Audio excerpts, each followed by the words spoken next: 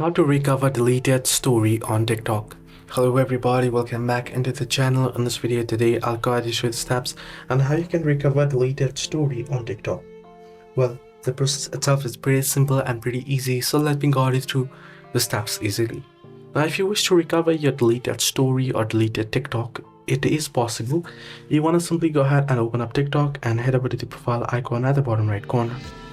From here, you want to tap on the hamburger icon at the top right corner and head into settings and privacy from the pop-up down below.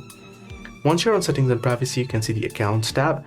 You don't want to head into accounts tab, you want to head into the content and display. Under it, you'll find the activity center. Head into it. Once on activity center, you'll find various options. However, here you should be able to find the option that says recently deleted. Tap on it and now you'll be able to see your recently deleted posts and stories if it hasn't crossed the 30 days mark. After 30 days, it'll be removed automatically. So if it hasn't crossed the 30 days mark, you can tap on it, and once you tap on it, you can go ahead and restore it. So this is how you can restore your deleted story on TikTok. Hope this video helped you. Do like and subscribe.